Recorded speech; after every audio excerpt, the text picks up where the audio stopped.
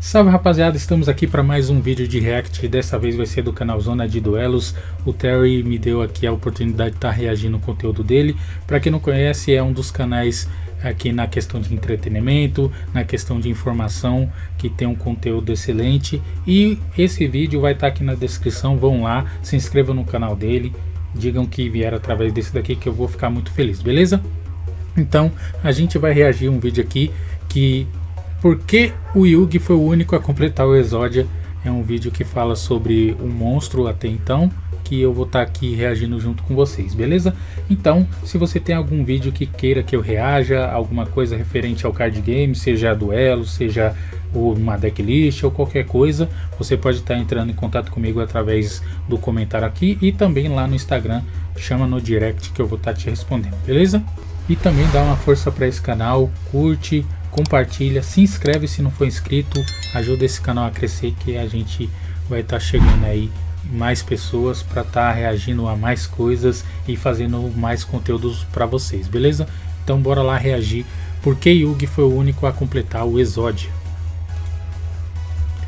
Play. Apenas 2 personagens em todos os animes de Yu-Gi-Oh! São capazes de completar o Exodia. Sim, apenas 2 pessoas. De Duel Monsters até Go Rush, só Yami Yugi e Vovô Muto podem completar o Exodia em um duelo. Apenas eles e nenhum outro. Não acredita? Pois bem, eu sou o Terry Uten e no vídeo de hoje eu vou te mostrar isso. Então já deixa o seu like e inscreva-se no canal. Temos novos vídeos de Yu-Gi-Oh! Toda semana. Olha o que aconteceu quando alguém tentou completar o Exodia. Começando pelo episódio 55 de Yu-Gi-Oh! Duel Monsters, na Batalha da Cidade. O primeiro Harry Hunter completou o Exodia, mas não, aquilo não é o Exodia, está longe de ser o proibido. Acontece que aquelas cartas do Exodia não eram cartas de monstros de duelo de verdade, nem mesmo o baralho dele era de verdade. O próprio sistema da Kaiba Corp identificou isso. Todas as cartas eram falsas, todas. Não, ele não invocou o Exodia, até porque ele não conseguiria. No episódio 100... É uma coisa bem interessante essa relação aí das cartas assinatura e também o deck que é exclusivo de personagem. Por muitas vezes eu me perguntei por que às vezes tem alguma carta específica que aparece em vários duelos aí de outros personagens, mas na narrativa até então era bem interessante esse fato de que caso não tenha uma carta em específico, alguém pudesse usar através de um ritual, através das próprias cartas falsas. Mas também tem aquela questão do Pegasus, ele pegar e ser o que faz as cartas, desenha elas, fazer versões diferentes igual as cartas Toon. Isso tem alguma justificativa, mas obviamente varia de arco para arco.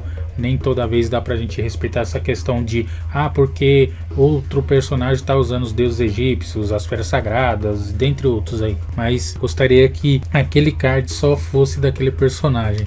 120, Gozoburo invoca uma versão caída do Exodia, mas não é o verdadeiro. Já no episódio 127 de Yu-Gi-Oh! GX, Marcel, possuído pela Yubel em sua batalha contra Adrian, quase invoca o Exodia. Quase, porque as feras sagradas intervêm antes que ele termine. O mesmo Adrian que enfrentou Marcel, no episódio 144 de Yu-Gi-Oh! GX, encontra o selo do Exodia em uma das dimensões alternativas, e mesmo libertando o espírito do Exodia, fazendo dele seu servo, e literalmente possuindo o poder do Exodia, ele não consegue invocá-lo, apenas canalizar todo o poder infinito do deus demônio do palácio em Exódios, apenas isso. Adrian, um duelista que tinha o poder do próprio Exodia nas mãos, não pôde completá-lo. Mas você lembra quem completou o Exodia literalmente puxando carta por carta?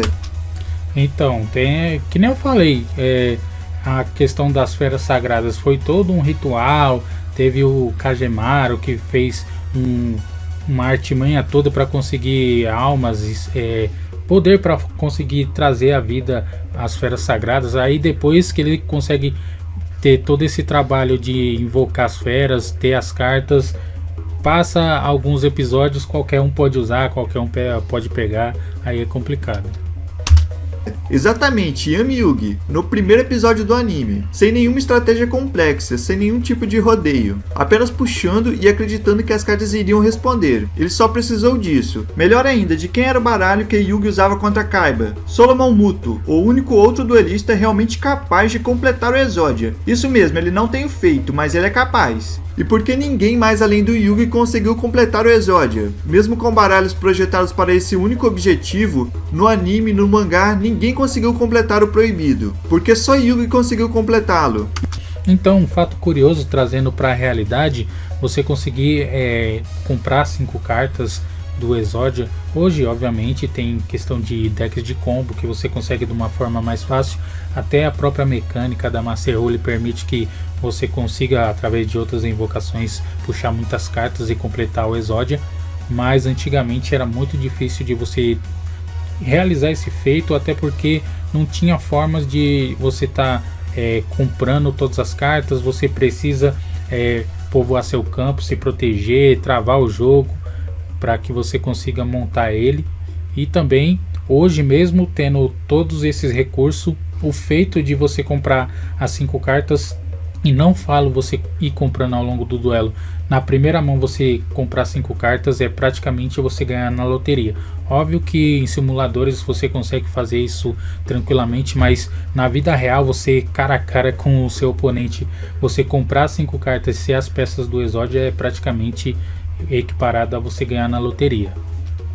E por que ele completou o Exodia usando justamente o baralho do seu avô? Sim, tem relação, e acredite, somente Yami Yugi e Solomon. Eles são os únicos personagens que podem completar o Exodia. Para te explicar isso, esse vídeo terá 4 etapas. Primeiro eu vou te explicar o que é um Ka, os espíritos egípcios que foram o alicerce, a base para a criação das primeiras cartas de monstros de duelo. Segundo, eu vou te contar a história do ser, da entidade que deu origem à carta O Proibido que nós conhecemos. Terceiro, eu vou explicar por que Exodia foi separado em 5 partes e por que ele estava selado na dimensão alternativa. E quarto, eu vou te mostrar o porquê apenas o Yugi conseguiu completar o Exodia. Parte 1. O que é o Ka? Pense na sua personalidade. O que te irrita? Como você lida com uma situação estressante? Você é capaz de lutar pelo que acredita ou se acovarda? Melhor ainda, como você se enxerga? Você se considera uma pessoa boa ou um babaca completo? E como você é de fato? Então os Ka em Yu-Gi-Oh! Traduzem exatamente as respostas para essas perguntas na forma de um monstro de duelo.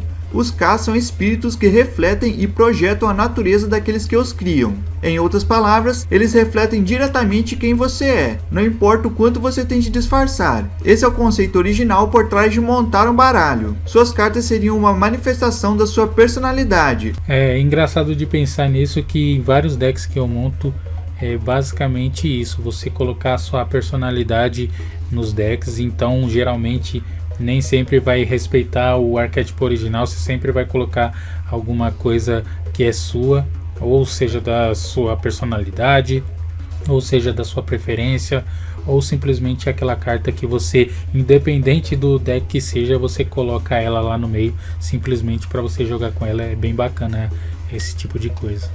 O que de certo modo acontece. Mesmo que seja possível separar os Kas dos corpos dos usuários e criadores desses espíritos, selando-os em tábuas, eles ainda são alimentados pela energia da alma, o Ba, a sua energia vital. Portanto, o poder de um Ka é definido pela forma que ele assume e pela quantidade de energia que o usuário possui. Um exemplo do que eu estou falando é o dragão branco de olhos azuis. Kisara tinha um Ka monstruoso que estava fundido com o seu Ba, ou seja, o espírito dela estava fundido com a sua energia vital, o que significava que não era possível separar o espírito do seu corpo sem matá-la no processo. Por isso o dragão branco de olhos azuis era leal a Kaiba, pois de certa forma Kisara ainda estava protegendo Seto. Afinal, o dragão branco de olhos azuis é a Kisara. Lembre-se disso, acredite, você vai precisar. Resumindo, o Ka de um personagem em Yu-Gi-Oh! Adquire uma forma, força e habilidades que refletem quem ele é. Por exemplo, mesmo que você externamente se veja como pequeno, frágil, incapaz para ser mais direto, o seu Ka poderia ser o dragão do julgamento, porque você é justo, mesmo quando você não deveria ser. Seu Ka poderia ser o Vandeljon, porque você se sente poderoso quando dá uma resposta forte, quando se mostra superior aos outros, mesmo você se vendo como uma pessoa humilde, gentil, alguém do bem, entende? O Ka não adquire a forma como o personagem se vê, mas sim como ele realmente é internamente. Isso nos leva à parte 2, quem foi e o que é Exodia. deus demônio do palácio. Esse é o nome original do Exodia e tem um motivo para ele se chamar assim. No episódio 206 de Yu-Gi-Oh! Duel Monsters é contado como as relíquias do milênio foram criadas. Akinadin, irmão do faraó na época, massacrou a aldeia de Kuelna, criando os itens do milênio, na esperança de proteger o reino dos invasores. Quando Akinadin volta para o palácio, ele entrega os outros 6 itens místicos para os guardiões do faraó.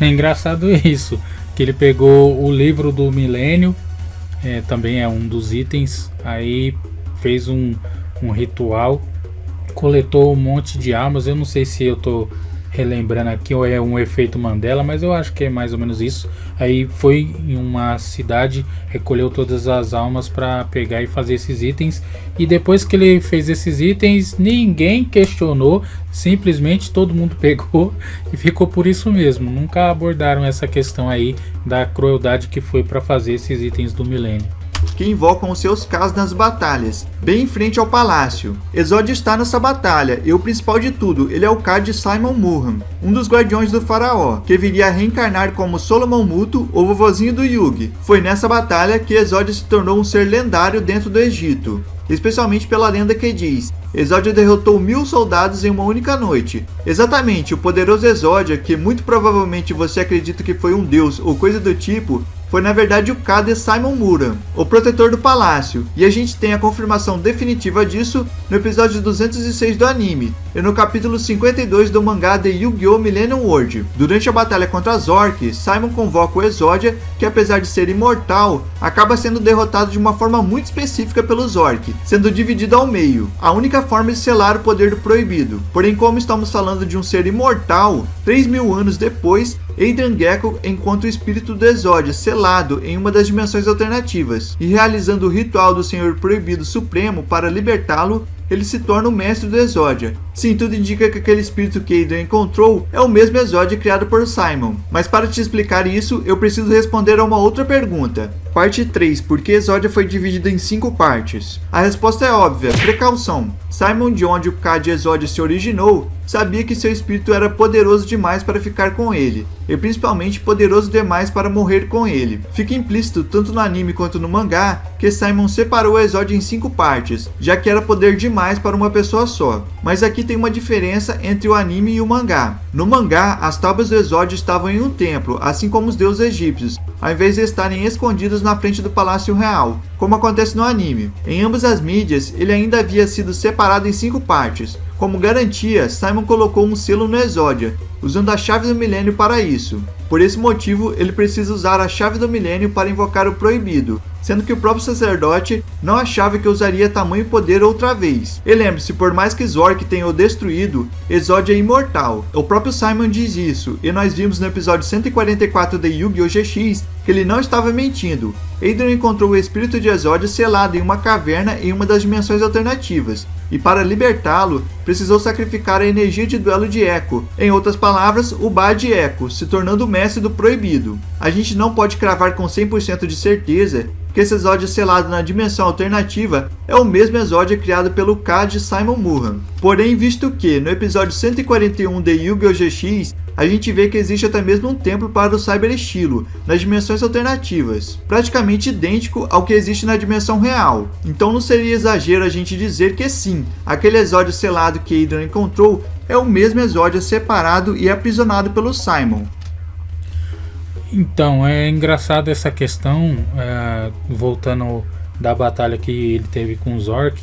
Esse é um dos personagens mais overpower do arco de Yu-Gi-Oh! E provavelmente em algum momento a Konami ou algum executivo vai querer reviver essa história aí para vender mais cartas de Exodia, voltar a fazer filme e outro anime, porque, queira ou não, esse foi um dos vilões mais poderosos do anime como um todo. Eu creio que até todos os arcos de Yu-Gi-Oh! O Zork foi um dos mais icônicos também e um dos mais fortes, que deram realmente um trabalho aí, e provavelmente eles vão abordar esse tema novamente, até porque a gente já está nessa comemoração de 25 anos. Não vejo por que eles não querer fazer uma história bem focada em Exodia e Zork, e eu creio que seria algo bem interessante até para deixar ainda mais robusta a história do Duel Monsters. Eu gostaria que acontecesse algo desse tipo. E se você for um pouco mais criativo, você pode usar a justificativa de que, como o espírito do Exodia foi destruído enquanto todas as partes estavam unidas, quando ele foi parar nas dimensões alternativas, ele ainda estava selado, mas agora com o corpo inteiro, exatamente como o Adrian. E você percebeu que eu citei bastante a palavra selado ao longo do vídeo? Pois é, o que nos leva à parte final, porque só Yugi pode completar o Exodia. Kizara, mesmo morta, protegeu seu amado Seto, até mesmo quando este reencarnou como Seto Kaiba, literalmente intervindo no destino dele, na forma do dragão branco de olhos azuis. Mahad, leal protetor de Aten, mesmo após a morte, passou a proteger o seu rei, e da mesma forma que Kizara, até mesmo nos dias atuais, e o Bel, leal companheiro do Rei Supremo, mesmo em outra vida, em outro mundo, ela ainda era fiel a Raio. Visto esses exemplos, por que você acha que Exodia estava no baralho de Solomon Muto? Acha mesmo que foi só coincidência? Para os mais rápidos, parabéns, você está certo, é exatamente isso. O Exodia não pode ser completado por nenhum outro personagem além de Yami Yugi, porque a magia que selou o proibido no passado ainda está ativa. Lembre-se, o baralho usado por Yami Yugi durante toda a primeira temporada de Yu-Gi-Oh! Duel Monsters é o baralho de Solomon Muto, a reencarnação de Simon. Em outras palavras, Exodia, por mais que a gente se engane, não pertence a Yugi, ele é de Solomon Muto. Sim, o avô do Yugi também é capaz de completá-lo, até porque Exodia é a alma dele, por mais que o senhorzinho não saiba. Entretanto, tem um detalhe aí. Você lembra do nome verdadeiro do Exodia? Deus Demônio do Palácio?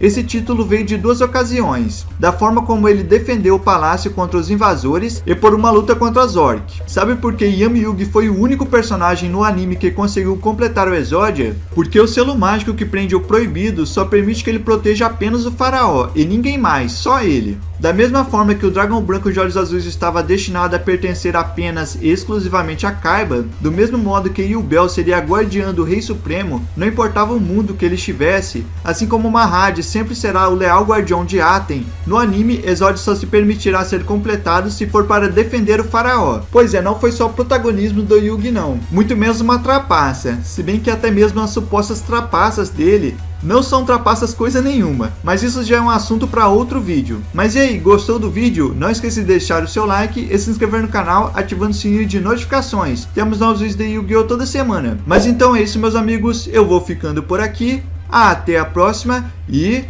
fui! Então é isso, galera, espero muito que vocês tenham gostado. Coloque aí nos campos do comentário se você quer que eu reaja a outro vídeo. Também fica aqui meu agradecimento ao Terry Uten por ter cedido a possibilidade de reagir a esse vídeo. E faça como ele, entre em contato comigo para eu estar reagindo a algum vídeo seu referente ao Yu-Gi-Oh! Qualquer coisa que você queira que eu reaja aqui, beleza? Então, tamo junto, é nóis, valeu, falou e te vejo no próximo vídeo. Fui!